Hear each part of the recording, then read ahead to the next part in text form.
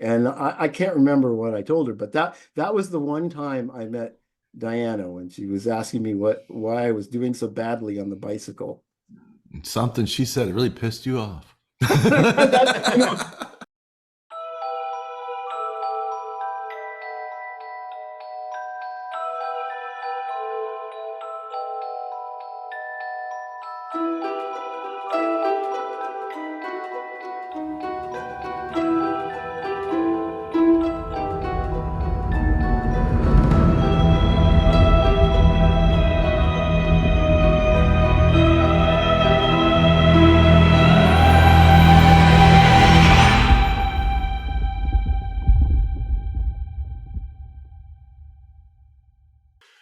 A few podcasts ago, we were speaking with Otto Orff, and he brought up this great movie about a swimmer who swam from Cuba to Florida. And it set all sorts of records, and they made a movie out of it. As I was looking into it, I wanted to see maybe we could get her on the podcast. But as I started to look into it, I started to see there was a more interesting story underlying all of this. And I think you're going to like this. Meet Daniel Schlossberg. I grew up mainly in Claremont, California. We moved out here from Massachusetts when I was 8. So I'd say Claremont, and I swam in high school there.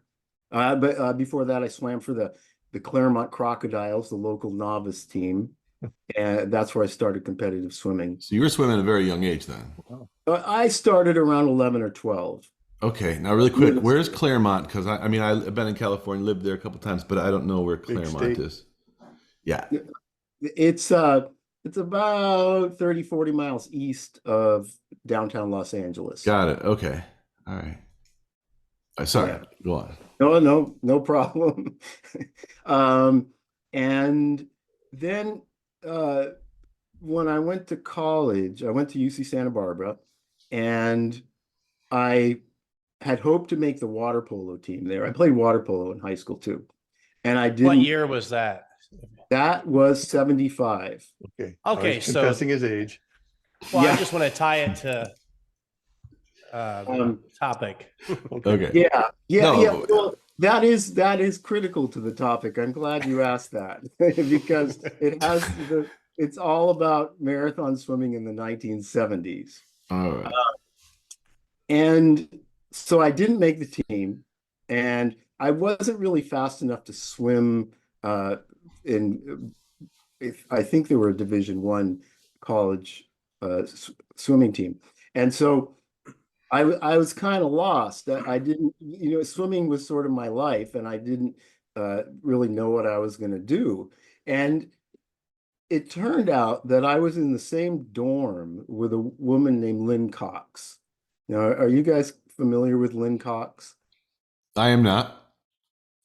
No. No. Wait, I did. All right. So yeah, I did look into a little bit. This is this I was just basically on your bio. This is how you got into the open water swimming. Am I correct? Is this she's a swimmer? She is one of the best marathon. I did swimmers read that on ever. your site. Okay, that's the only way I know it though. She broke as a teenager, she broke the English Channel record, the overall record twice. She is a phenomenal cold water swimmer. She swam down in off the tip of Chile in the just freezing waters there. And she also did in the 80s. She did this swim between two islands in the off of Alaska, one that was a part of the United States, one that was part of Russia. And she swam between. It took her years, I think, to put that swim together, because at the time, we weren't talking to them, and she's just done some incredible swims. So, anyways, we were in the same dorm, and our dorm happened to be across the street from the ocean. It's the most beautiful place I've ever lived. In my college dorm. And so Not a lot of studying going on, I guess, huh? It would be distracting for me. Lynn studied a lot. Okay. I was a little distracted there. But anyways, I don't know how we started swimming together, but we did. And we would every morning we would walk. We had to walk across the street. down these stairs and we'd jump in the ocean. And so that's how I started. We just had, at that time, we would swim about it was a mile and a half. It was about 3/4 of a mile down to the Goleta Pier. And then we'd swim down there and swim back. And then so that summer I trained with her, and uh, another incredible marathon swimmer named David Udovin, who was just starting out around that time. And I think that summer I did my first longish swim. It was a 10-mile race. That was 76. And then Where was your 10-mile swim? it was a swim called the Seal Beach Open Water Swim. And it was from Huntington Beach to Seal Beach. That's north, well, along the coast, Huntington Beach to, and then Seal Beach is about 10 miles north of that. Is that right? I think You're the authority. I don't know. Anyway, 10 miles. That's phenomenal. How long did people clock Yeah. in? I'm impressed. I can't quite remember what the times were. I think the fastest may have been 3 hours and something. I think I went 4 or something, but that was a long time ago. I'd have to get out my scrapbook. But Still, that's a good time. Yeah. I can't swim too well. I nothing to compare it to, but yeah, I'm impressed. Really quick, you were saying you were doing a mile and a half every day. Is this just the normal routine? Because we were talking the other day, and Greg was saying he once did a 1 mile, and I went and looked at my swim, and mine was like a half Still a mile. to this day. I did several mile swims. He was But doing that it every was- day, though. Is that what you're Yeah, saying? that's Okay. that was the routine during the year. But Mm. in the summer when we trained, went much further than that. You know, again, I don't quite remember how far we went at that time. And but we each of us varied in the workout we did. Lynn's brother Dave who's also a good marathon swimmer. He coached us, and depending on what we were training for, the workouts would vary. Like I can't remember that first summer what Lynn was training for, but I know David Udovin was preparing to do Catalina Channel, which is similar to the English Channel, about 20 miles. And I think that was his first long swim, and then he went on to this long career he was the first to do the Tsugaru Straits in Japan, and he did all these amazing swims all over the world. And he and I had in common that Lynn was the one who started us out doing all that. She was amazing. She helped a lot of people, still helps people get into marathon swimming. And very cool. Where is she today, if I may ask? What's she doing now? You said she's still helping people get into marathon swimming. She's written a number of books about marathon swimming, and she still lives here in Southern California too. And I'm not sure how much she's swimming herself, but I think she's mainly writing. Okay. But then the following summer, somehow I got involved with a different team. There were 2 main teams here in Southern California. There was the group that worked out with Lynn, and then there was this other group called the Orca Swim Club, and they were training for similar things, Catalina, and then some of them were training for double Catalina swims, and then one of them, Cindy Cleveland, eventually became the first person to swim around Catalina, which is over 50 miles, I think. Wow. and these were That's also just That blowing just me away. hurts. It's around thinking Catalina about it. Island? Just imagining such a thing. Catalina Island? Yeah. It's a long boat ride. Yeah. Yeah, even that would wear me out. I was gonna get vacation there one time, and I'm like, yeah, no, I don't have the time. All right. Drive from Arizona to there. We were all young, and we had Sure. more time than Yeah. we did later. Yeah. But anyways, I think if you look, well, I'm kind of getting ahead of myself. Anyways, when I was with them, they had my theory is that they had a different training philosophy than Lynn's group. Lynn and David would train just to complete the swim. That was Okay. their main thing. They didn't care how fast they went, or they just wanted to complete the swim. With the Orca team, under our coach was Siga Rose is her name now, and her philosophy was you did not only wanted to complete the swim, but you wanted to swim it fast, and you wanted to be able to recover quickly, no matter how long the swim was, even if it was a double crossing of the Catalina Channel. You still wanted to do it so you could swim it fast and recover. And for me, that was a better. You hear a lot of these marathon swimmers talk about, well, you need to have a powerful mind, you don't want to let negative thoughts and all this.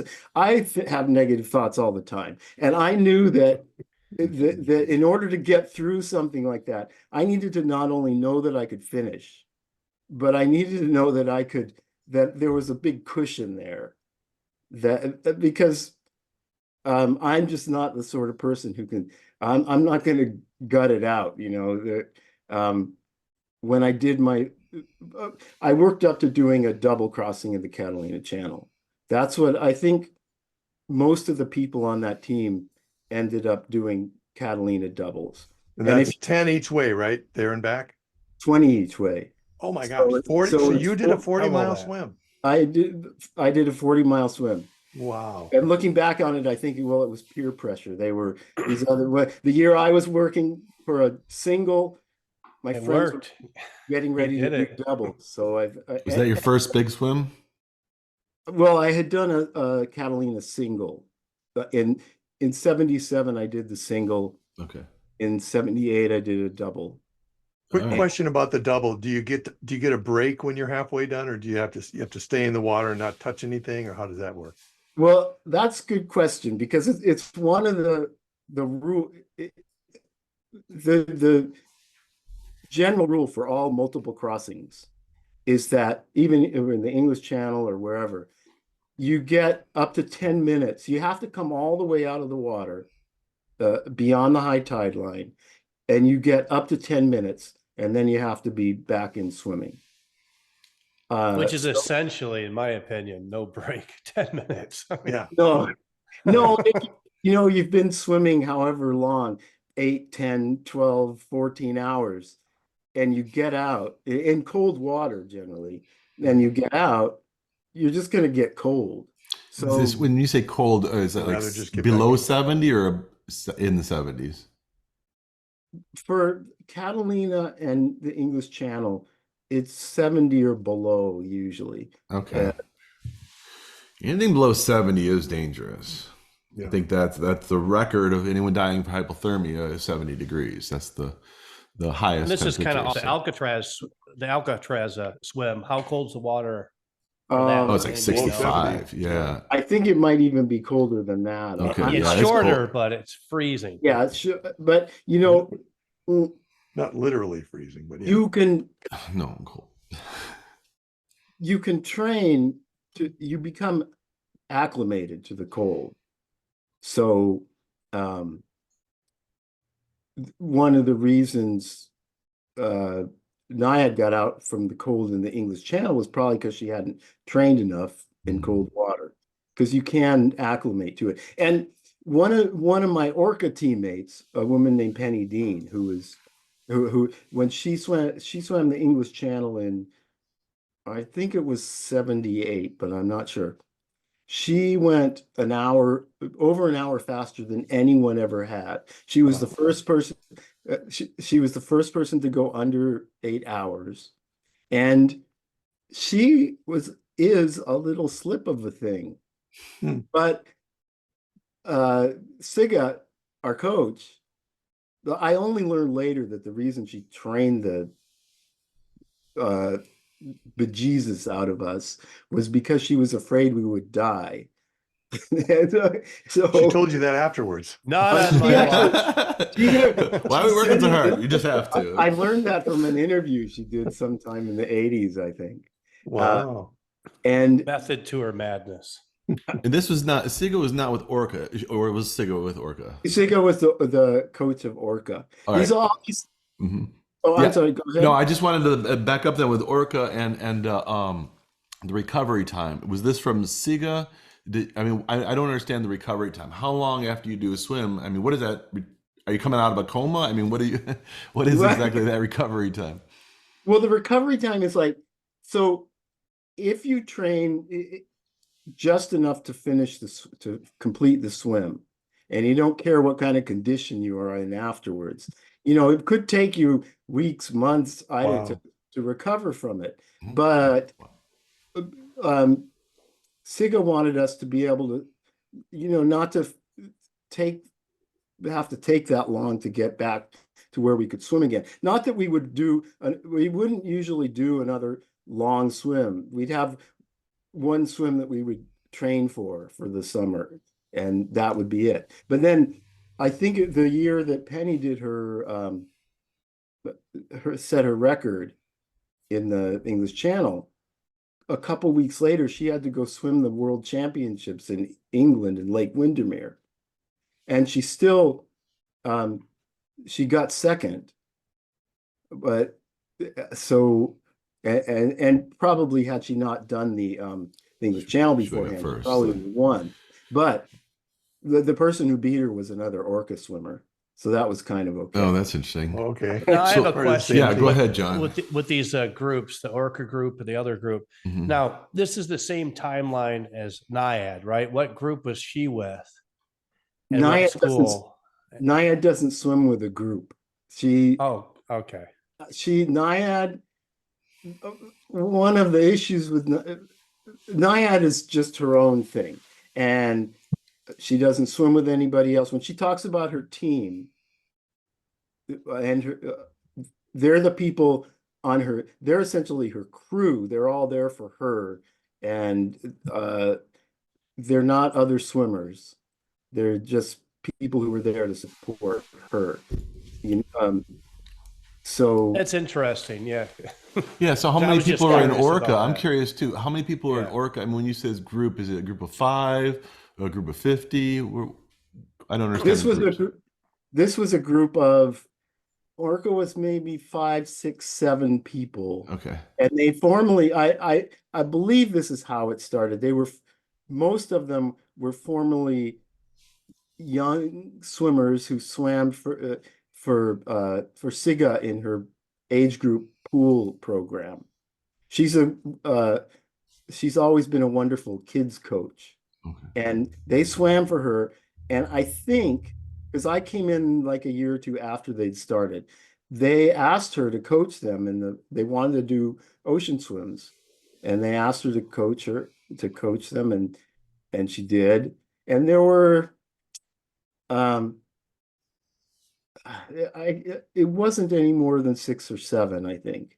Okay. And then she may have Which coached. makes sense because it's an extreme sport. My question is, how many other small groups across the country and abroad, if you know offhand, were there at the time? Or is this all, no one even thought about doing these giant swims?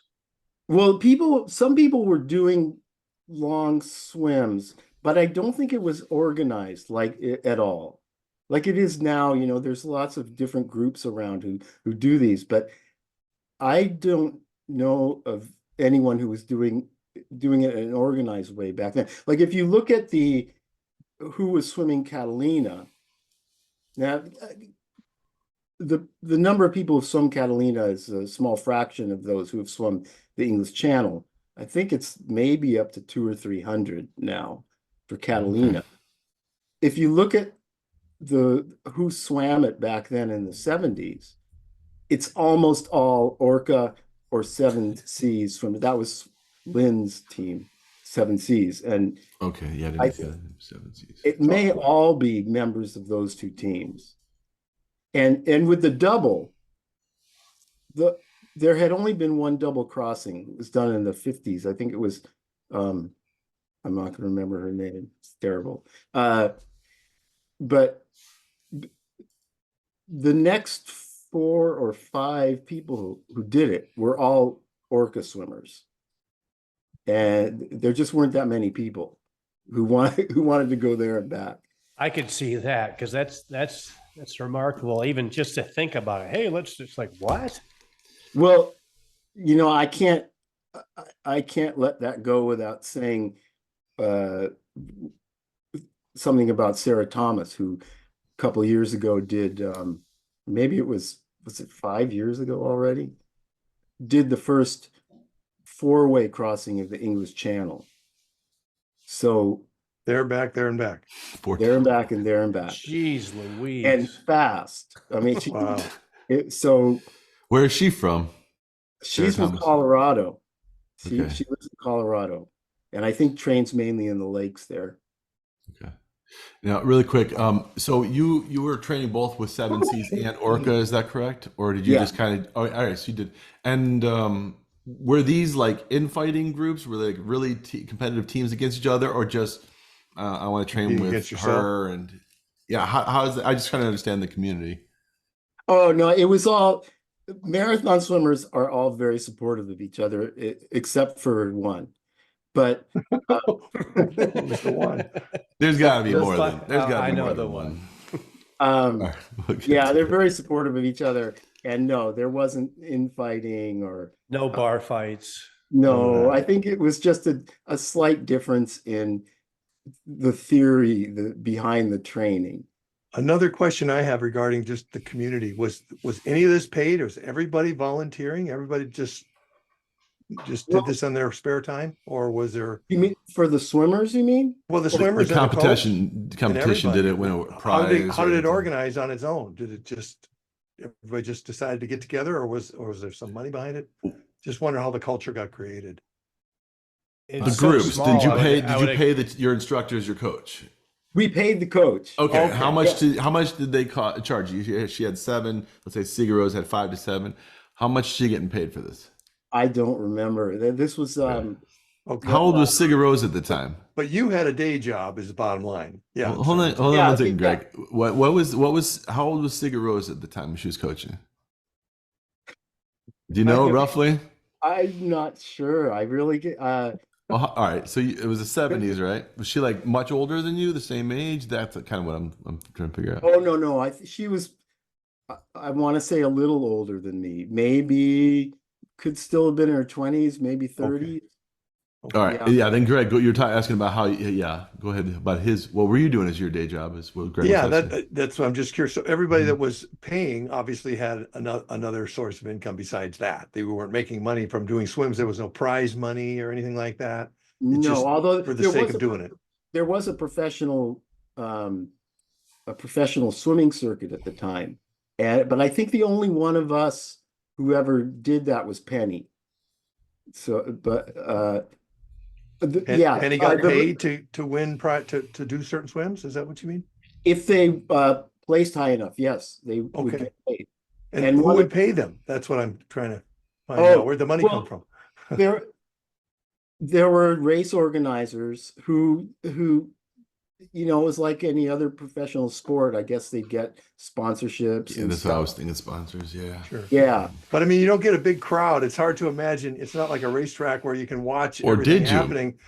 Well, maybe you did. I mean, it's just kind of lonely. You're just out there doing your thing, and or am I Well, We're wrong? trying to get visual for. We don't Yeah. understand any of this. Okay. So For tell the- us, what is the scene? Set the stage for us. We want to know. We want to know what it looks like. How do you start? Is there a bunch of people cheering you to get in the water, and then when they're cheering when you get out? We just don't understand any of this. Well, for like my first 10-mile swim, that wasn't a paid thing. There was no prize money. You got in the water at 5:30 or 6 in the morning at Huntington Beach, and Fun. there was no one around. Okay. It was maybe some family and friends, And then when you finished, there was a big, they had other races there at Seal Beach, like a mile and a 3 mile, and there were all these other people there doing these other races, but it wasn't a huge thing. But if you did the professional races, there were big crowds, and they organized it so that, or for some of them anyways, they organized it so that there could be crowds, and that's how they made some of their money. Like the first race that Nyad did was a 10-miler in Lake Ontario. And now she will often say the race was across the lake. But it was actually 20 times around a half-mile loop near shore in Hamilton, Ontario. So that way you could have spectators and they could follow what was going on. But yeah, for the amateur races, there was no bother with trying to attract spectators. And of course, for channel crossings, you're out in the middle of the ocean, so no one's going to be able to watch that, which is part of. Is there a boat that goes along with you for safety reasons? Yeah, there's a boat that goes along, and that has, because you have to eat. That people hand you food, and there's also tread water while you're eating. Mhm. It's interesting. Now, would you use a wetsuit and a dry suit depending on the temperature at that time? What was the protocol for that? Or just How shorts? dare you even suggest such a thing? How dare you, sir? We don't know the like taboos cheating, here. huh? So. Wearing a wetsuit? Yeah, see, that's Mustache. that's a whole other issue there. See, All right, tell us. What is it? in traditional marathon swimming, Mhm. like English Channel, even Lynn swims in the near Antarctica. You go by English Channel rules. You get to wear a suit, a cap, a pair of goggles, suit, cap, pair of goggles. A suit just means a brief bathing bottom. suit, Yeah. And Speedo. tops for the feet. Yeah. Yeah, essentially a Speedo.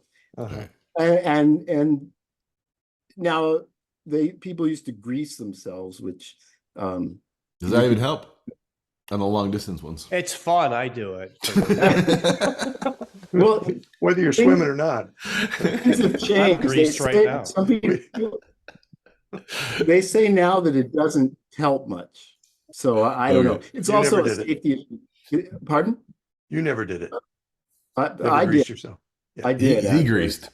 Yeah. Okay. Any advantage? So any advantage? So you think you can do, but I understand that with like really,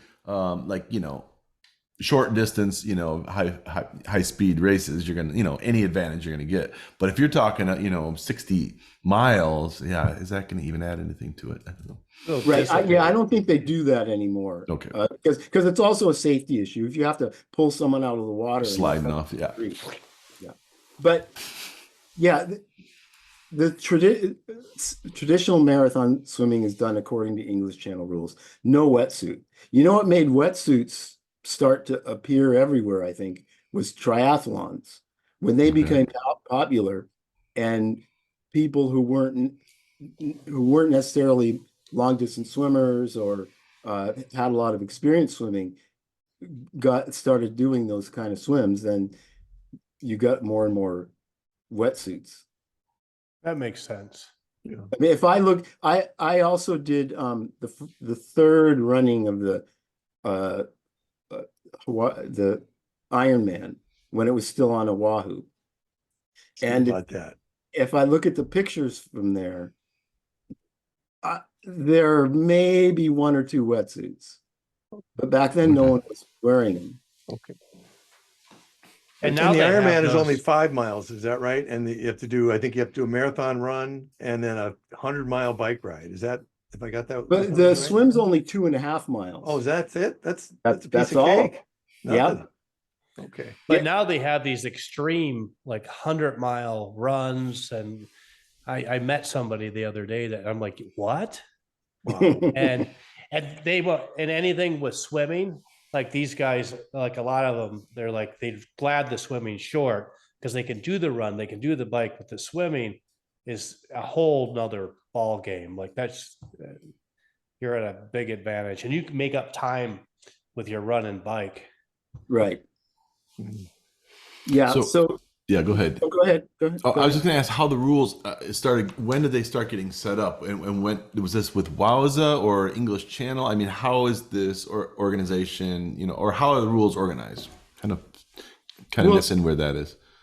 The rule, I believe there were, when people first started doing the English Channel. Which was when? That's Well, like the 40s, wasn't it? no, the first one was in, In the Oh, 1800s. the 1800s. That's right. We were Yeah. looking into that. Yeah, okay, Yeah, 1800s. I Okay. got it listed all right here. I'm looking All at right. Wikipedia. 1800s. 1875, Matthew Webb. 1875 is the first. mhm. Yep. And then First they recorded probably one. didn't start rules right away. All right, so go on from there. Yeah. So it was sometime in the 1920s Okay. when there was a woman who claimed to swim the English Channel, and then it turned out she hadn't actually done it. And I think that was A around. woman lied about her swimming accomplishments. Hey, know. hey, don't woman bash here.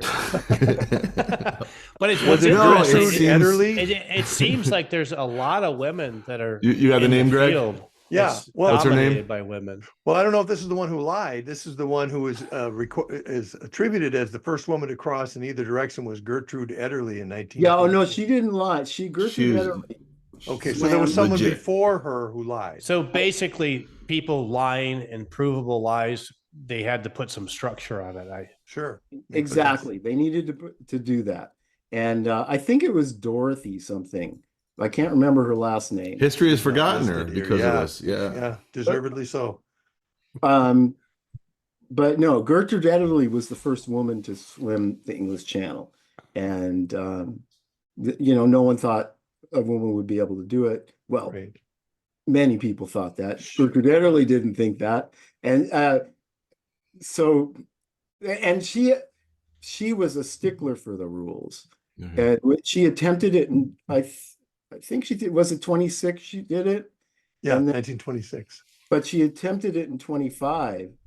And one of the rules, that was the other one that I missed.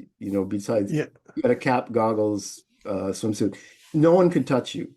You can't touch Okay, another. that's rule. That's rule one. I'm gonna try to get these rules down. No one can touch I you. was just going to point out that Gertrude Ederly was not only the first woman, but at the time she was the fastest, and her record in 1926 didn't get beaten until 1951.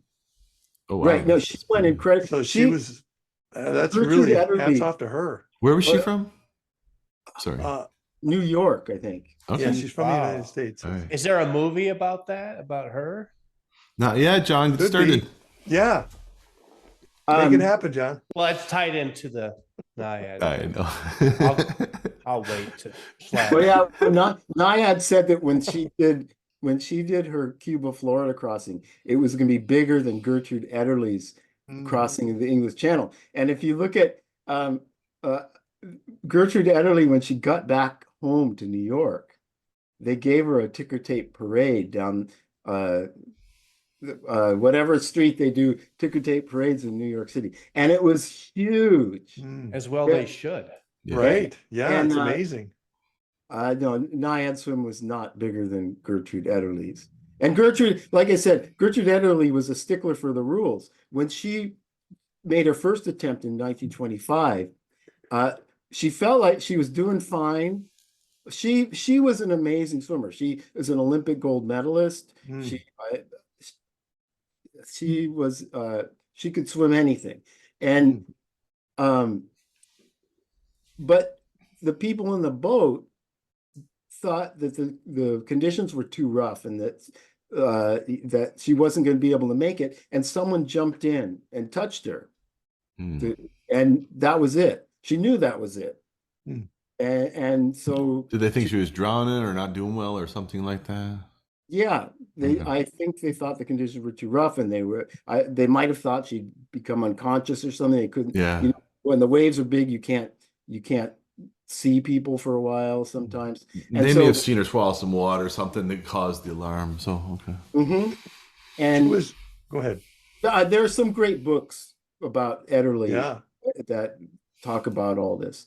She was Um, only 21 when she did the swim in 26. So she was 20 the first attempt. So very, at her Fit. height, I guess.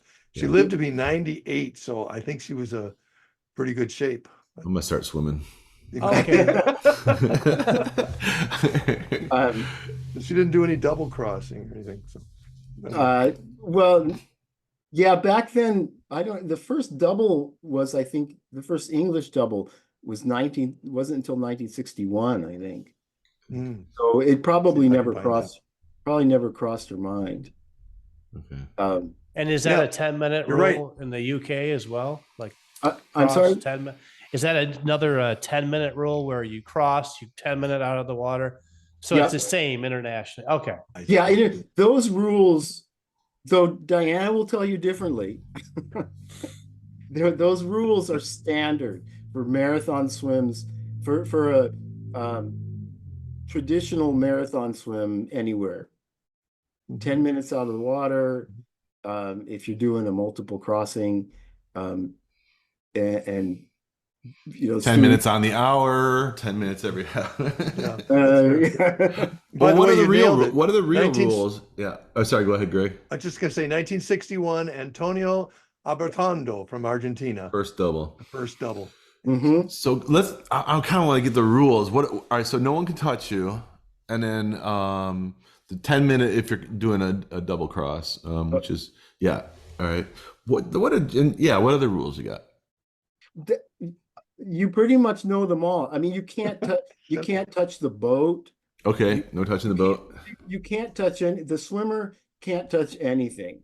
Okay. And nobody else can touch. How do you get food then? They throw it Yeah. there? How do you get that? Does that attract sharks? Nowadays they have like a pole with a little net on the end, and You can touch the pole. Interesting. you can touch the food. You got to get the food or the drink. Who's monitoring this? Well, that's a good question too. On you.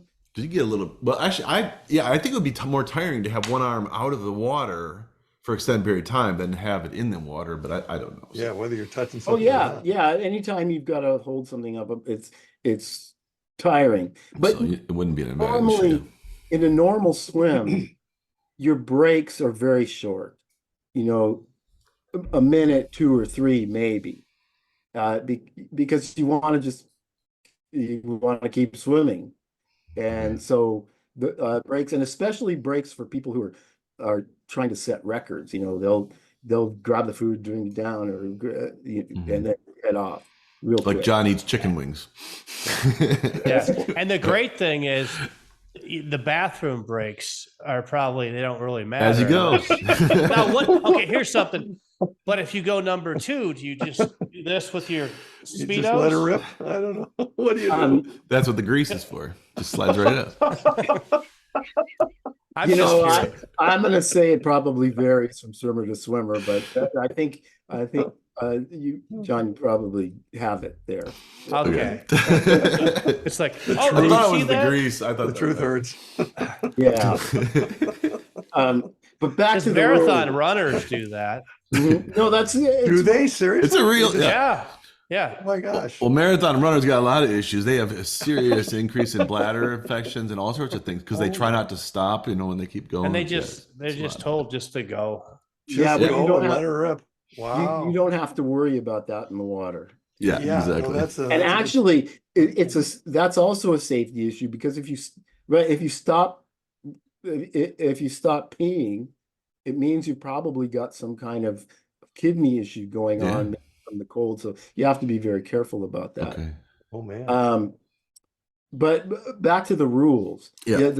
But back in the old days when I used to swim, they had there would just be someone who would hand you the food. You couldn't touch them, but you could take the food or the drink or whatever, and just you couldn't touch. And when on my double crossing, when when I was sort of at my lowest point and I was ready to quit. Everybody on that boat knew that if I touched it, it's like tapping out. Mhm. Yeah. Touch the boat, you're done. And so I was swimming towards the boat, and one of my teammates, who a fellow swimmer who was part of my crew, uh, she saw me coming, and she started jumping up and down on the boat, stomping her feet and yelling, "Get away from the boat!" And You can do it.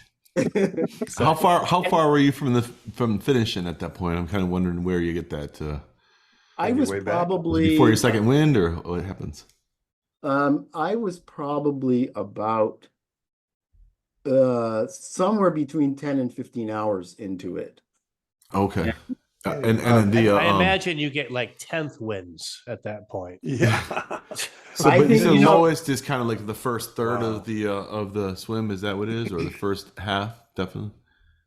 I Or is it matter? It probably varies Okay. from person to person. For me, it was maybe between maybe around 2/3 of the way into the swim. Okay, But 2/3. I don't think I got a second or third win. I was just so terrified of Cindy being angry with me that Oh, that's I funny. just wanted That's a good. Cindy's the one who team- yelled at you to get away No. from the boat. Yeah, I didn't see. to. So she's And the it one who worked. yelled. She did the right thing. But now with Diana's team, none of them were familiar with anything but Diana's swims.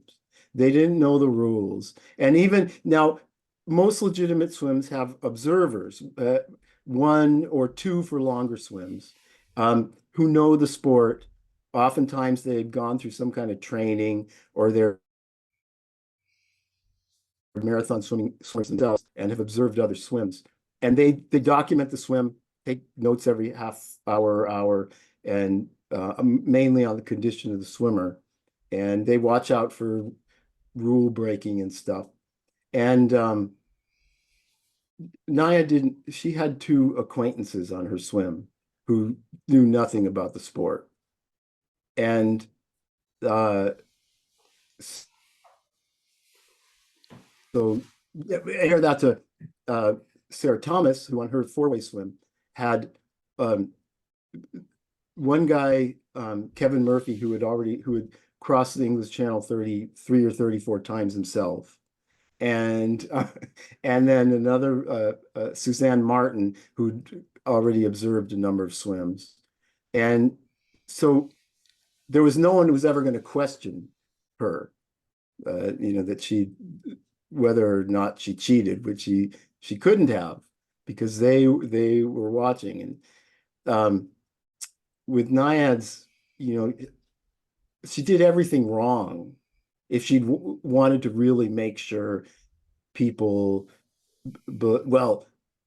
other marathon swimmers believed that she'd done what she'd done. So at that time, there was a set unset parameters that you should follow, and she chose not to, which makes it right from the get-go questionable. Well, before we go there, is that all the rules? Just no one can touch? Is there anything else? Do they need to have an independent, how would you call it, referee there to monitor it, or, especially for like a record-breaking thing like this?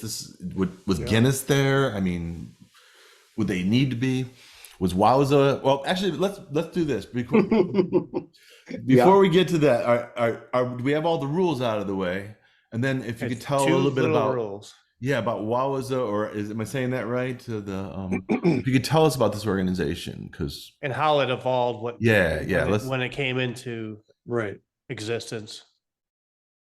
Well, I believe it was founded by a guy named Stephen Munatonis, who, and I think this was sometime around 2010. We're getting into kind of murky waters here, because I don't really know all the things that went on with the founding of Wowza, but he was kind of the head of it. Okay. And he's also he's one of the few big Nyad fans in the Okay. marathon swimming community. And so, but uh, they didn't ratify swims. They didn't put people on, I shouldn't say that. They didn't they put a statement out about hers, that it was not ratified, or that it wasn't. They were clear that they were not condoning the swim. Yeah.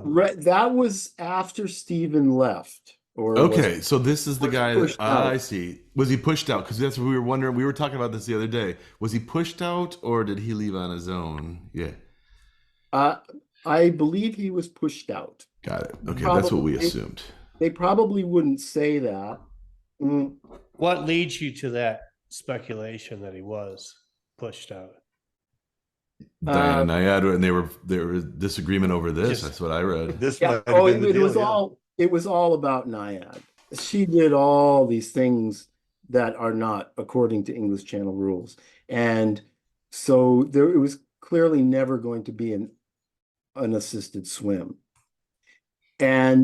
But there was no one willing to ratify it, to say, look, she did it, it's unassisted, but she did it. And Stephen went in and changed her Open Waterpedia page to say Wowza had ratified the swim and had appointed her two observers. And so, but he did it all very sneakily. He didn't tell anybody he'd done it. You just had to. I had someone who was. I knew someone who was watching her page to watch for changes, and that's the only way I found out that he, saying it was Wowza, had gone in and changed her page and said it had been ratified since the day she walked ashore in Florida. And since he's left, have they retracted that? I'd have to go check. I think they took it off, but I'm not sure. Greg, you had why don't you go finish your question, please? Well, it wasn't a question. It was just a comment. We were talking a lot about Wowza, and I wanted to just point out that Wowza stands for World Open Water Swimming Association. I know you know that, but for the sake of sorry, our listeners. Hey, Greg, I really like that you're reading, getting the information. It really helps. Oh, good. For the audience. Okay. And me. It does, because I don't want to do it anymore. I've been looking up here trying to find when it started. They have an About Us page, but it doesn't say. So I assume they've been around for a while. But he's saying 2010 around. So their voice isn't like official, but it is significant, I guess. Yes, I wanted to say something about that. There is no organization that oversees marathon swimming all over the world. There's no umbrella organization. Major swims have their own organizations. Like English Channel has two, maybe three organizations that oversee swims in the English Channel. There's one that does Catalina Channel. There's one for the Cook Straits in New Zealand, I think. But most swims are done independently and are overseen, like Diana's swim, there's no organization. I see. There's no organization for the Cuba to Miami swim. Right, because nobody's done now, it yet. Well, except one claim, yeah. What was that? No, he said no one's done it yet, except for one claim. Which is the whole point of this. I get that. So right. But there were the guy who's currently the head of the International Marathon Swimming Hall of Fame asked her in 2012 if she wanted to set up an organization to make sure her swim would be seen as legitimate. And I don't think she ever responded to him. I don't think so. All right, let's get into it then. All right, let's just really kind of break it down. Let's do some background on her first. Well, yeah. So, let's just we've been kind of tiptoeing around it, in case somebody's just coming on. The claim was that she swam it was 100 miles, 60 hours from Cuba to Miami. Is that correct? Cuba to Key West. To Key West. And she had done many attempts of it, or several attempts, in her younger years, and a couple in the years or two before she finally claimed success with it. Is that correct? Almost. Okay. She did one attempt in 1978. Okay. And she was using a shark cage then.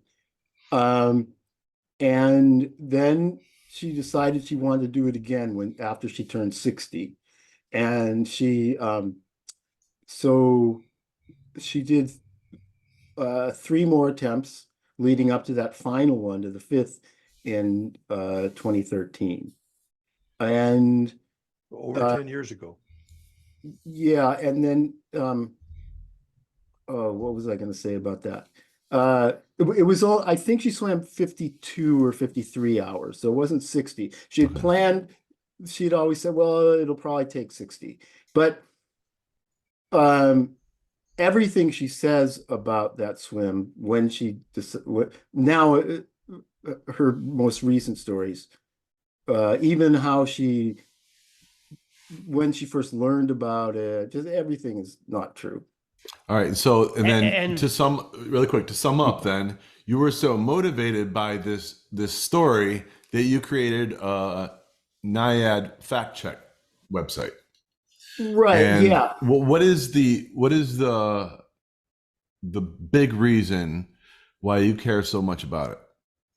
The big reason goes back to, I always get very emotional when I talk about this. I'm not exactly sure why. The big reason is when I first started doing it, I think I first posted the site in early 2017. And at that time, I didn't really know why I was doing it. I had just thought when she did the swim, it felt wrong. I started looking into it. There's another organization called the Marathon Swimmers Federation, and they had an online forum where a lot of people, experienced marathon swimmers, met and discussed different things, including Diana's swim. And I learned I wasn't the only one who felt like there's something fishy going on here. And the more I looked into it, the more I saw that she lied about everything. And so I started putting some things together, and I posted them in early 2017. Actually, the thing that kind of really pushed me at that time was I saw her on she does a lot of public speaking, and I saw her on a speaker slate with some other big names, including Vin Scully, who, the voice of the Dodgers when I was growing up. Okay. And I thought, no, this is wrong. She should not be speaking on a slate with Vin Scully. But that turned out, I only learned about why I was doing this. Mm-hmm.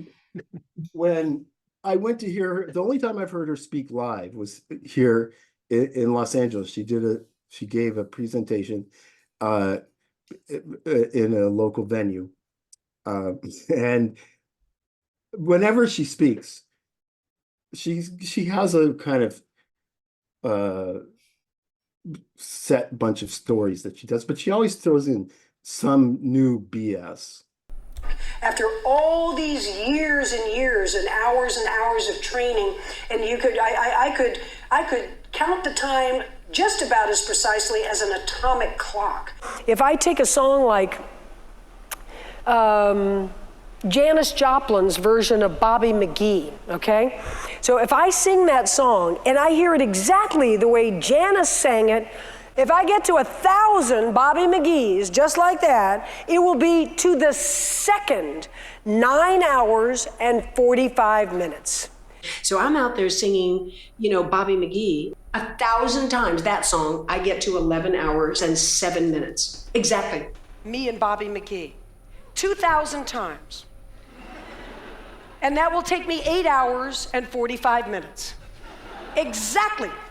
Although actually this one, one of her most overarching lie is that she was the best or one of the best swimmers in the 1970s when I was swimming. And Wasn't true. no, and it turned so. But at this speech, she said, "I was the best marathon swimmer on the planet. I swam I held records in all the major ocean swims on Earth." Or it was something like that's a paraphrase, but she was very specific. Usually, she's not that specific. So I went home and I looked at, okay, what were the major ocean swims at that time in the 70s? And then the English Channel obviously was the big one. And then Catalina, I did it by how many people had done the swims. English Channel, Catalina, and then a few others. And then I looked at who had done those at that time. And first of all, she hadn't done any of them. She held records in none of them. Wow. That's amazing. And what's weird is that it's just like, because journalists are pretty much lazy and they just echo each other. Mhm. So you just doing your due diligence could debunk a lot of this. And you being in the sport, I could see how you'd have passion. You're like, whoa, wait a minute over there. I can do Calm some down. due diligence just here looking at the internet, and I don't know anything about it. Which would explain why she's not challenged as much, just because of just a preponderance of just lazy journalists, and no one Really just lazy. like, oh, this is a good story. Let's just go with the story. It's fine. See, it was the wrong day, and I can't beat the weather. I went 41 hours and 49 minutes, and I had committed myself so thoroughly to it. It was a swim I invented. It's a small sport. There's only there's just not that many 2,000 people worldwide. and the information is scattered all over the place, and most people don't care about it. And she's been telling these same lies for over 50 years. So people, they're here and they say, well, that must be true. No one's ever challenged her. So she was telling these lies long before she did this swim in 2013. Oh, She was a liar from get-go. I'm pretty sure she's been a serial liar since the beginning.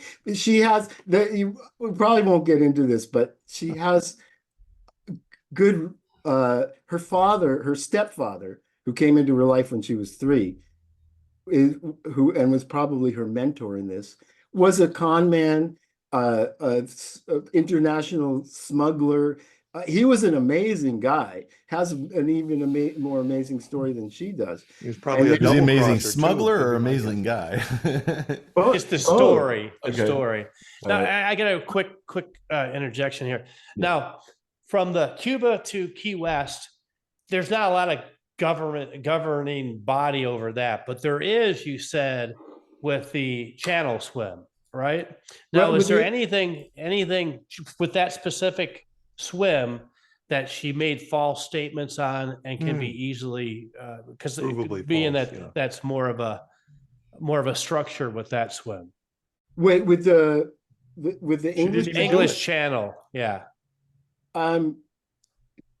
Well, not since she didn't complete them. There's really Okay, so she's never even completed the English Channel no at all. no, and Several hundred people, 1,000 people have it may be close to 10,000. 3,000. Is it safe to say that any swim that has a strong governance, she avoided and she can't claim? So she did swims that can't be validated as readily or questioned as much? I think a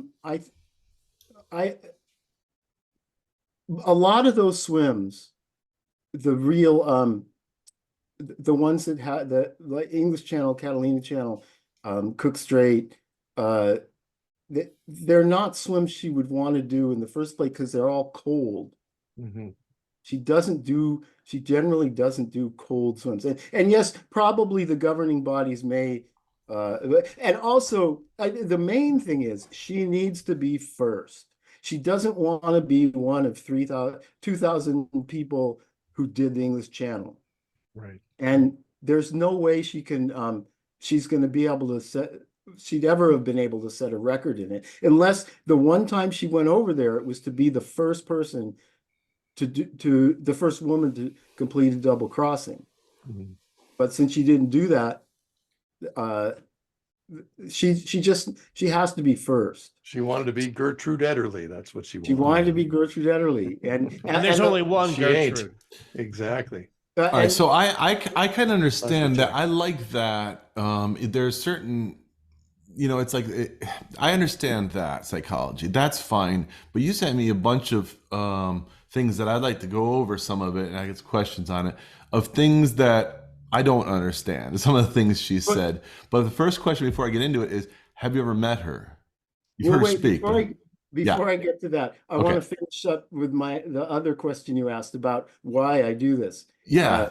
And when I went back and I looked at all these people who had swum the swims, who had done the big, who had records in the big swims throughout the world, they broke up. There were three groups of people. There were English Channel centered swimmers. There were professional swimmers, and Nyad swam professionally too, and was decent, but not that great. And then there were Southern California based swimmers, my teammates, Orca people. Orca people, and Seven Seas people. And every one of them who were the big swimmers back then were teammates of mine. I wasn't up to their standards, to the really good ones, but they were all the people that I trained with every day, who I met down on the beach at early in the morning, and then who we would do. I spent tons of time with them. They're still my good friends, and they were the people who were the greatest.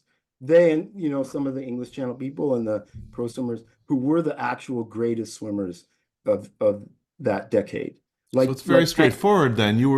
She was belittling their accomplishments and you were standing up for your friends. Is that what you're saying?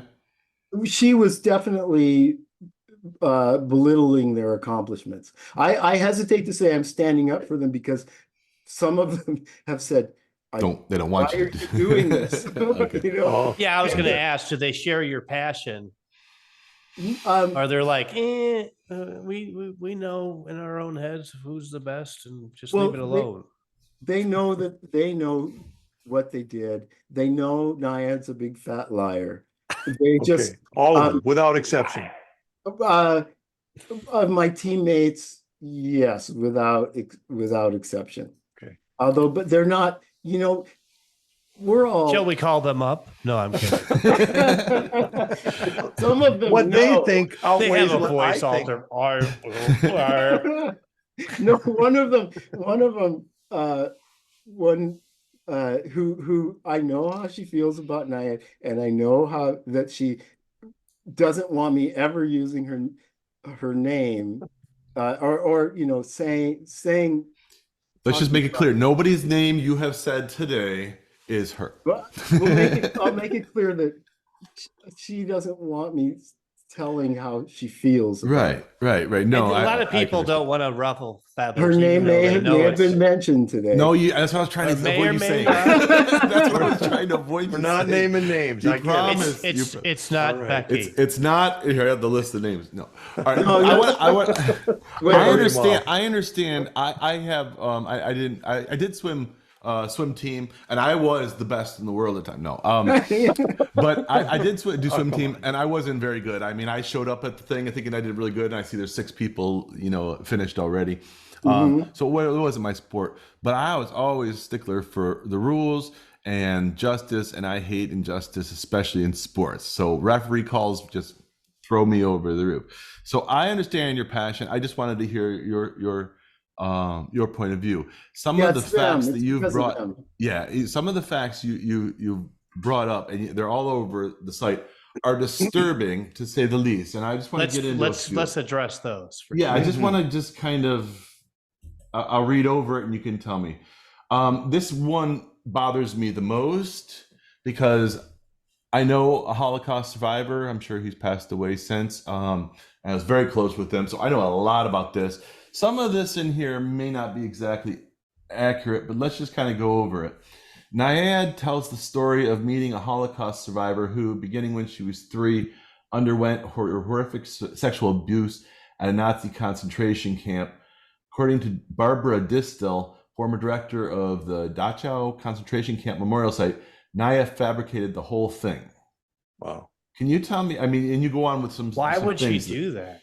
There's no benefit. That just says she met Pathological liars. somebody. She met someone who was a Holocaust survivor, but just made it up for zero reason. Tell me a little bit. About How that. did she even interject this story to? Yeah, her where did this swim? come from? How does she interject it? You know, there in one podcast episode, I've heard her tell this story about 8 times now, or read it. She Okay. includes it in her latest memoir. And in one podcast, they say, you know what? I think it was called Brink of Midnight, this podcast. You can't find it anywhere. Now it's kind of disappeared. Wayback Machine. There's a way to find it. You know, you can't find it. Really? Somehow, you know, they say nothing disappears from the internet, but somehow I linked to it in places where, because you never, with Nyad, you can't trust that anything is going to stay up for long. All right, let's get into it. So, all right. So, Okay, anyways. Yeah. Lots of what she says, like this story, doesn't seem to benefit her. But if you look at her body of work, she loves trauma. She's like a trauma parasite. She kind of feeds off it. So, you know, when you hear her talk about her swims, it's all about the horrible things that can happen to somebody. You know, is it the jellyfish, the sharks, things that generally don't happen to anyone. So she loves this kind of stuff. And so I think this really is a story all about her, if you look deeply at it. But, you know, it's about her being empathetic. It's about her, all she gets out of this story. And she's, you know, so other than that, you know, but she made it all up. It's just not true. I have a question about the jellyfish and stuff. So you have some experience with this because you've done a lot of swims. Have you ever been bitten by a dangerous jellyfish, or have you done Florida swims? Or any of the people that you know had problems like this?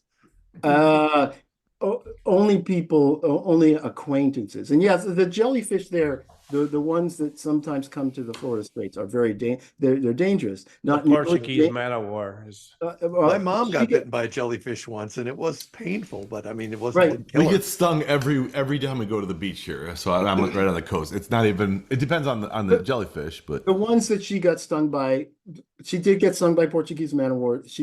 But the ones she talks about it now are whatever they're called. I can't remember now. But they're dangerous. They have killed people. But she says the box jellyfish. The box, yes, thank you. The box jellyfish. People die on freeways too. She says, right, but she says in some of her talks that you just get stung a little bit and you're dead. That doesn't happen. So when you were swimming, was that on your mind? Like, I hope I don't get stung by jellyfish. You never didn't even occur to you. There weren't a lot of bad jellyfish where I was swimming generally. Yeah, California versus Florida. Well, fair enough. I want to take a drag net in my beach and just suck them all out. They're everywhere. It's obnoxious. All right, what about now, this? Jeff, real quick, about the Nyad claim of the tattoo and all that. Yeah. Now, you alluded to somebody debunking that, right? It said that. She And were you guys able to see the claim. screen share? Pardon? Yeah. Okay, so I don't know who is that debunked that. So she tells Doctor something. she tells the story in different ways. Mm-hmm. All her stories change, or most of them. Although in that particular thing I wrote, I talk about the things that stay the same. That show that the story's not true. That person, Dr. Barbara Distel, see, Mhm. in a few of her versions of the stories, she sends her Holocaust survivor to the Dachau concentration camp.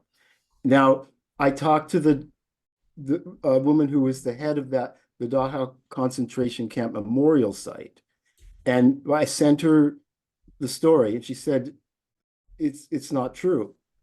Okay, And okay, that's what I wanted and to I've get. since confirmed that with other people too, because I got called out on one of the issues in that where I said it was where Dr. Distel told me it was a camp for men, but there actually were some women in there, and I checked into it and confirmed that Nyad's story is BS.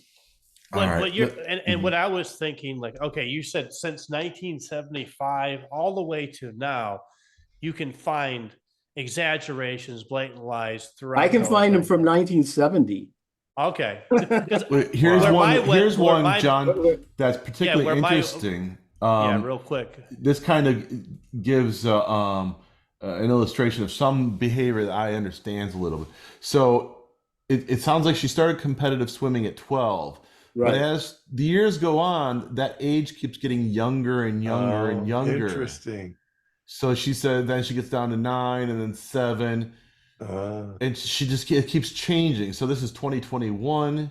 She She's started now at at 7. age 7. She started competing. So Because as I'm just time goes playing on, devil's advocate. Well, is it a dementia thing? Is it like a false Mm. memory? But what I'm trying to say is, well, no, because the falsities were 1970 all the way through. Now, Mhm. Yes. as she's getting older, are they getting worse, or about Yes. which They, which which could attribute to dementia, right? Mhm. Or Yeah. I think yeah, it's so it sounds like she held the whole 12, 11 years old till 2015, and then the Mhm. years started It's getting chronological. The age keeps going down except the 98, the 8 years old in 98. That it's the breaks the 12 pattern. started to slip early on. hmm Because I don't have all the times when she says the different ages. Right. So I think uh even by the late 70s, she was starting to stop saying 12. So Okay. uh but it does get, I think it's more it's not so much a dementia thing, although that may be happening because in her last presentation she said something really weird that I don't think anyone sane would say, but then she's probably not sane anyways. What'd she But say? she said it's in my she said uh she was complaining, she had two complaints about the movie. One was that they made her out to be an asshole, and the other was that she thinks she's a visionary.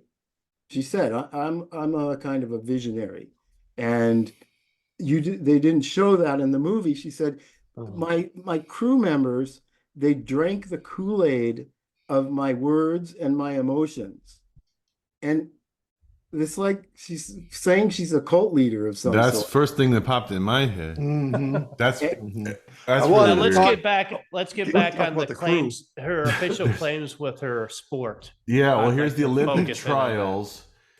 All right, so for the 1968 trials, yeah, why don't you explain some of this for us, Daniel? Well, she often talks about her Cuba, Florida swim as her extreme dream. That's her lifelong dream. That's not true. Her big dream was to get a Olympic Olympics. gold medal. And so um, she needs to explain why she didn't get that medal. And Mhm. she does it in all sorts of different ways. But one way she talks about having gone to the qualified for the Olympic trials, and then she tells this really long, detailed story about going up to swim in the trials and getting and not qualifying, getting sixth place in the final heat of the 100-meter backstroke. Well, she didn't qualify for the trials, and it was Yeah, there's this 14-year-old girl from Michigan who got sixth place in the Olympic in the 100-meter backstroke there, but Nyad saying she did it, and she never mentions anybody else from the trials, only herself. But anyways, that's as you can see, she gives. It sounds like this is narcissistic. I mean, that's what Greg just said. It sounds textbook. Yeah, it sounds like textbook narcissism. She needs the medal rather than the actual accomplishment. She needs the credit rather than actually the accomplishment. So Right. that's narcissism. Doesn't care about anybody else. I'm not a psychologist, but that's a psychologist, but that's what it sounds like. And unless you're really into swimming, like Daniel, and know the parameters of it, and there's not a lot. There's governing bodies, but you could totally navigate this and make up falsehoods without being questioned. I could see. Right. Yeah, you got to have a few people to go on your side, though. You can't. I mean, you have to have a crew. So that's what I wanted to focus on. Oh, you mean let's talk about how she pulled it off after we get how she could have pulled this off. Because I think that's Greg curious is how could she have done this? Who was involved with it? She had to have some people that were in. But I really want to see if there's something we can see is very clear. There's a lot of so much documentation here you have of things she's said, which are easily checked to see that aren't true, and they're way out there. With the current events in the movie, is there anything in the movie that is debunked, that you can debunk? Any claims within the movie? Because that would be current and relevant right now. And the people making the movie should have checked and done some due diligence on that front. Oh yeah, there's for one thing, that we talked a lot about touching. The fundamental rule of marathon swimming. Yeah, that's that post explains some of the things I just recently found. But the touching thing, for marathon swimmers, this is kind of a big deal because in the movie, they make it very clear that nobody touched her throughout the swim. It's a big point. They say she got no help putting on her jellyfish suit. No one else touched her. Bonnie, her best friend, who was also her head handler, her coach, went into the water, and Diana said, "Don't touch me, you can't." And Bonnie said, "Oh, I won't touch you." There are hundreds of pictures of people touching her during the swim. Wow. Diana will say, well, the real rules of marathon swimming are that you can't lift anybody up, or you can't give someone forward, help someone with forward motion. Well, that's true. Her reframing of it, so that of the rules, so she can say, I followed the rules, but those aren't the rules.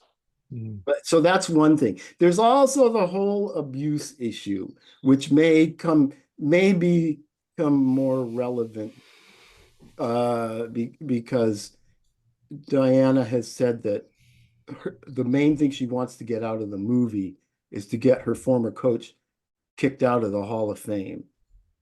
And her former coach, who is this? Jack Nelson, who she is accused of. She's accused of abusing her. Okay. And what's that was in the movie or no? That was a big part of the movie. It was really so. That's a major accusation. What did Jack Nelson have to say, or has he passed away? Exactly. He passed away, I think, in 2014, but he said he said it didn't happen, and Nyad was just making things up. What exactly was the claim? What exactly was the claim? What exactly was claim? And maybe he did, maybe he didn't. What was her claim? Well, guess what? The claims changed over the years, and so I can't really. I mean, up until 2017, she claimed he raped her. After that, she stopped saying. She said it was there was no rape. It was a kind of molestation. And And all these accusations after he died, nothing before. No, I The know rape was early on, yeah. they started in 1989. Oh, Okay. And how old was she? She started saying that in 1890, or that's when this was No, allegedly to happen? she started saying it in 1989. How old was she how old was she claim she was at this time? Either 14, 15, 16, or 17. Okay. so that was Right. in the 60s or That was 70s? in the, yeah. Alright. in the So he had a chance to respond, or his lawyers or something at that time. Right. I mean, And but he just denied it, but she wasn't pressing charges, so that's where it ended, or what happened? yeah, um, he just denied it. He said he didn't want to, he didn't want to make a big deal out of it, just that it wasn't true. Right. And she has continued to press the issue. She wrote she wrote a op-ed about it that was published in the New York Times in 2017. And that's kind of when the turning point happened, when she changed the story about actually what happened. But Mhm. she's also changed the story in one. She said it happened once when she was 17. Mhm. It happened all through high school, starting when she was 14. It's And just to be clear, Jack Nelson was a high school coach, was a school He coach. coached high school. He coached at the University of Miami. Okay. And he also coached like one of the women's Olympics teams. I can't remember which year it was. Do we know if he had any other allegations besides Nyad? Yeah. There's been no other public allegation besides Nyad. However, Nyad has said there were many more women. She said there were 37 other women. Annette Where did she Bening, get a number like that? How would she know? Annette Bening, who played her in the movie, told an interviewer that every other woman on Diana's team had been molested. Now that obviously came from Diana. It wasn't her, but that was You would what think his family would try to sue or try to make the record straight. I know I would. If somebody was playing with my father's legacy, I would come full force. I will tell you. I want to interject a little story on this. Okay, so I was a soccer coach, and I had to turn a guy in for he didn't say anything, or he said something, but he didn't do anything actually, but involved something that if it was done twice he'd be fired. But I contacted a coach who was a police officer. He says there's no crime, but it is odd.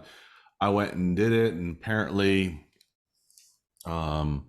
someone leaked it, and there's this whole Whistleblowers Act thing, where they're not allowed to retaliate, and they did retaliate. Here's what I know about this. There was only one instance that anyone ever reported it, but I will tell you, I know what I saw, and the kid eventually, when he was brought in, admitted to it. So these things really do happen, and that kid was about 14 or 15 years old too, and he was coaching a high school team. That club, everyone totally went after me, and I said whatever, because at least that kid is one less problem away.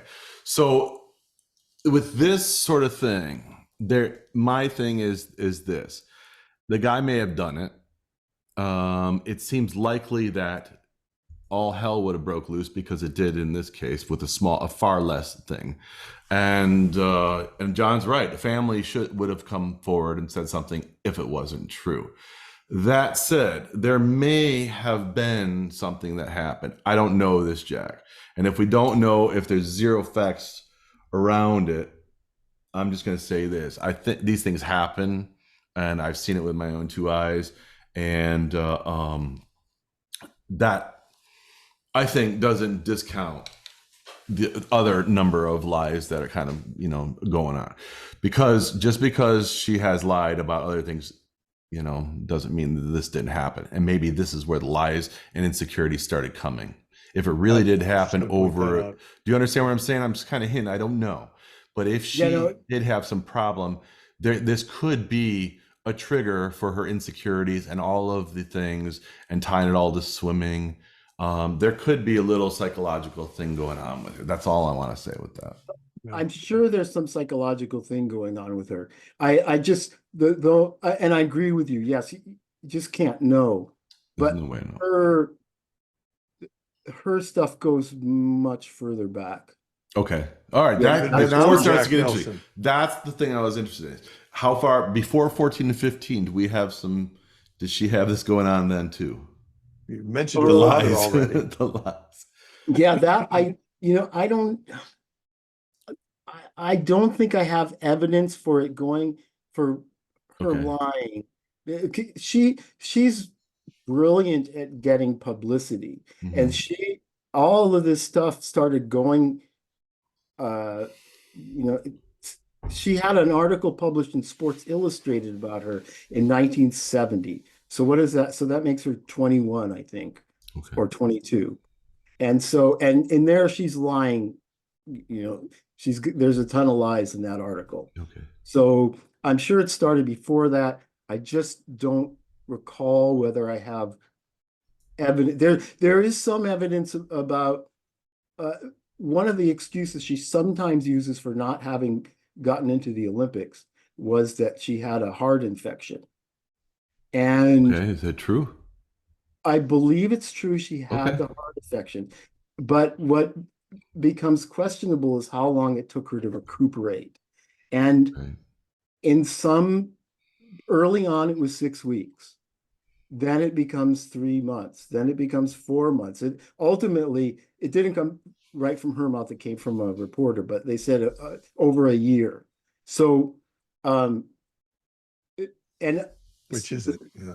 the 6 weeks might have even been pushing it, but that was in the newspaper from the mid 60s. So I don't know. I'm pretty sure. Yeah, if she had heart tissue damage, that could take a while to repair. It's not like skin, so it's kind of that could It's take a also while. possible to have more than one date. Like it took 6 weeks to accomplish this, but it took a year to really totally recover. I mean, there could be more than one date, and they could both be right. All right, so it seems very clear she definitely has a lot of very strange exaggerations and some flat out lies, or a lot flat out lies, and so there's very good reason to be very suspicious of this swim, which is why I think Guinness has not awarded her the record, nor has Wowza come to her support, with the Guinness exception actually of withdrew Stephen. it. They withdrew it, so they put it in first, and then they withdrew it because there was controversy surrounding it, or they were. I'm not exactly sure why. Okay. Probably couldn't validate it. That's Yeah, it's impossible to reason. validate. All right. So the question I think that everyone would want to know at this point is then, how did she pull it off? All of those people. It seems all of those people must be involved. Yeah. Well, that's They one saw of it. Well, they didn't actually. Okay. But it is one of her talking points, and one of Stephen Munatonis, who I mentioned before, and other supporters of her. They'll say, "Well, there were 40 people on the crew. You can't get 40 people to lie." Well, you could, but You could. The wouldn't be lies necessary. wouldn't add up. It wouldn't be necessary because she had 5 boats in this little flotilla of hers, and only one boat was near her all the time. Her guide boat. It was called Voyager. Voyager had maybe 8 to 12 people on it. Okay. All the other ones were scattered, sometimes hundreds of yards away from her, and those people weren't seeing her most of the time. So it's really those 8 to 12 people who, and not necessarily all of them either, who would have had to know what was going on. Can I ask about these other 4 or 5 boats who were 100 yards away? What were they accomplishing? Well, why were they even there if they couldn't see her? She had she had a social media boat. She had for a long swim like that, you have to rotate people in and out. So she had the kayakers that were resting were on one of the boats. she had shark divers in the water with her. So there were shark divers on one of the boats. She had a medical team. Medical team was on a boat. I'm not exactly sure that she had specific purposes for each one of the boats, Okay. but Quite a see, and that's really deal. not Yeah. that's not normal for when you do an English Channel swim. Even Sarah's English Channel 4-way, one boat. Sure. So It's enough. yeah, but there's only Voyager had 8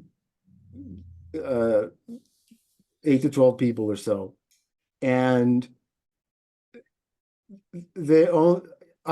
only people there would have had to know what was going on, I think, and somehow she could have engineered it so that even all of them. That's just my opinion. In that post about how she could have pulled it off, the one you showed up on the screen, I started it out with a story about a magician who sort of made a giant block of ice appear on a table in front of someone was just sitting there across from him. He lifted up his menu and there's this giant block of ice. Well, obviously he didn't manifest a giant, that wasn't real magic. Somehow he made that happen. Right. And I think I tried contacting a magician to ask him how he might have pulled off the swim, but I haven't got a response yet. Okay. I need to. That's a good take on this. We need to reach out to a bunch of magicians and see if they can come up with some way to And make a this clarification, happen. her entire crew are getting behind it and say, this actually happened. Did All they do 40 people? affidavits or? Most of them, yeah. I've spoken with 2 members of her crew. One of them, well, I spoke with one of her observers, and and I don't think she's lying. I think she is being completely honest about what she thinks she saw. But she said the whole time she was watching, Nyad never did anything crooked. But the other guy, who was a captain of one of the boats that wasn't near her all the time, he said, he can't say one way or the other. He doesn't know what was going on. So he was on one of the boats that was 100 yards away. that was sometimes that far, and it wasn't Sometimes near closer. her most of the time. Yeah. And I wonder if they have continuous footage of the swim video, and if there are huge gaps in the video or anything like that. No, they only have spotty video from this one. They Okay. don't What have year was it? I'm sorry. 2013. 2013. Okay. They should have. They I should would have had video- good video. Yeah. I would have had 24-hour surveillance, and then here it Even is. when you relieve yourself, you want a picture of that too. Well, you're in the water. But if you were going to commit fraud, that would explain why you wouldn't want. My question is, did they really? It seems like she's into marketing and telling the story and exaggerating the claims, building the drama. Sounds like she was kind of wanting to film from the beginning. It sounds like, and if you did, you can make a lot of money off of that film, the rights to the film alone. And who cares about I'm the just facts? thinking, how much did it cost to hire 44 people and a bunch of boats for at least a couple of days minimum? I mean, it could have been a lot longer than that. That's not cheap. Where's that money? $2,000. That wouldn't be that much. More than that. I think it'd be a lot. A point I've had employees and it's not cheap. I know. all of those people were volunteers. That's a big, or she says they were. That's a big point she makes in a lot of her presentations. She didn't pay anyone a dime. That's what she says. But she did. There are some people I'm pretty sure she paid. The boats she probably had to pay for Somebody owned them.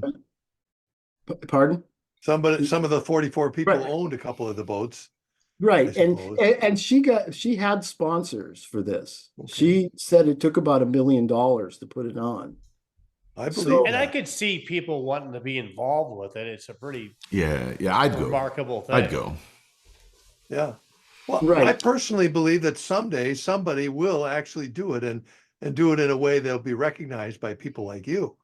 Will not be Do you agree debunked. with that? That someday it'll happen. It's kind of like the 4-minute mile. It'll happen someday. Just hasn't happened yet. Yeah, I think it's kind of a matter of somebody wanting, you got to find someone who wants to do it. And the reason, I think the reason a lot of people wouldn't want to do it is that water's really warm. Nyad says it's cold, but it's Too not. warm? It's warm, and it's like mid 80s, I think. Wow. And if you swim in something like that for a long time, I mean, you can overheat, I think.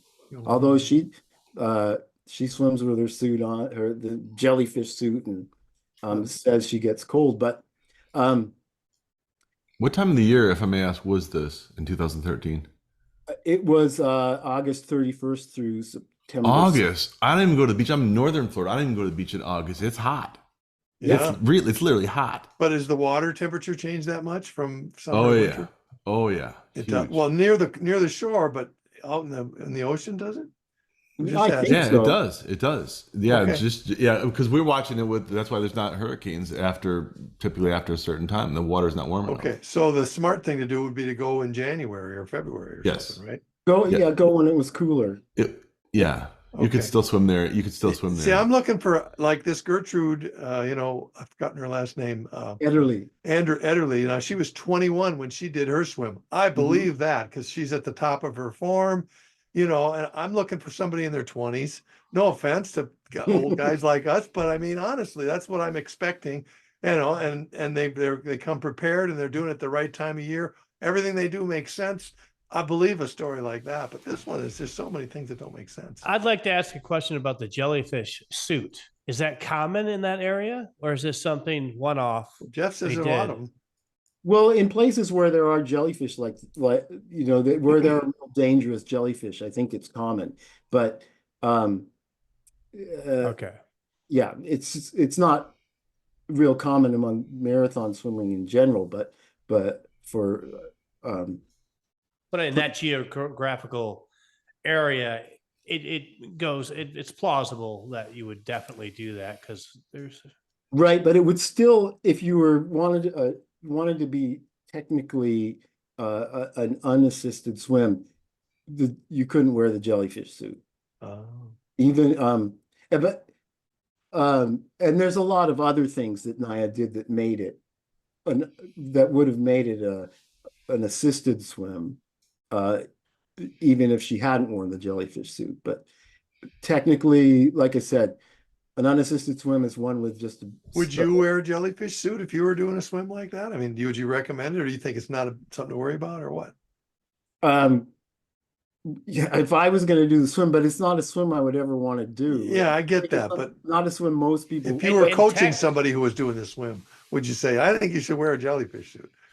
Or would you say, I don't worry about it, it's not a big deal?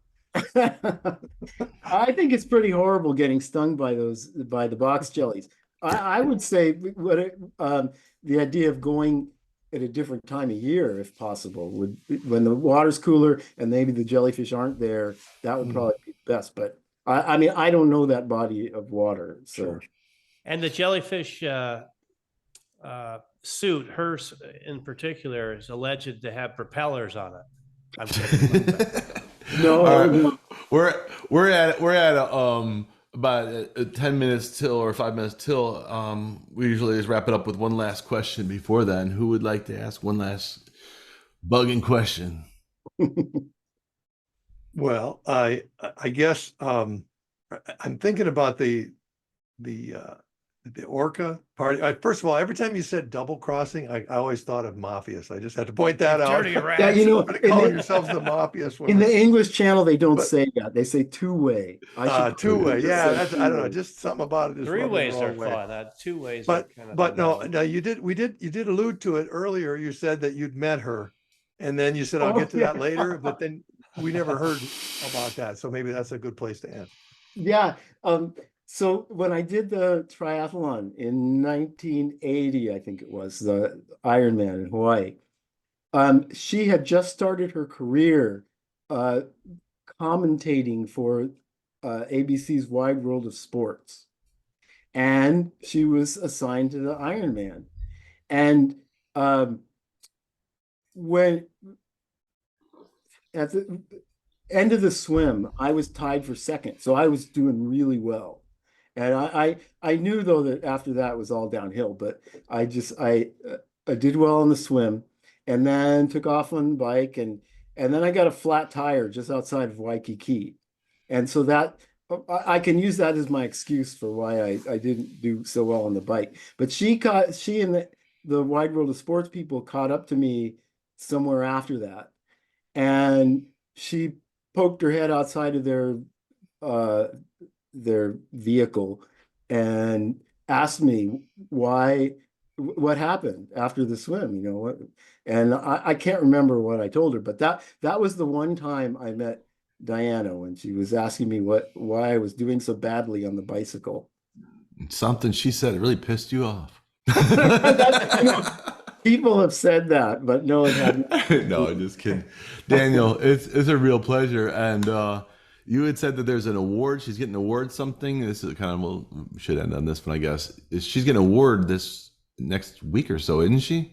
Down in Miami? Tell me what award? We should have asked that earlier, but go ahead and really quick, tell us what this award is. Well, she got an award it was in Fort Lauderdale, where the Hall of Fame is, but it was at the Stonewall Museum. And I can't remember the name of the award. Is something like a hero for our times. And but I think that was Saturday. Yeah, just recently. But the big thing, the big awards coming up, of course, are the Oscars, because Annette Bening and Jodie Foster, who were in the movie, are up for Oscars. And then, well, they may deserve it. I mean, they're good actors, so. Yeah, but I don't know how they got involved in this. I said this last time, but Hollywood lies for a living, so yeah, they're always looking for stories. And they don't care. It is a great story, not knowing the background and the fibetry. And that award is funny because everybody wants to ride the train of the movie. So let's just give her an award, and people do go to that area, and that is, but it's not really. It's a superficial award. Someday, someone is going to make a really good movie about Diana Nyad, because there's so much more to her. She's really a fascinating person, but that's not the story they told in the movie.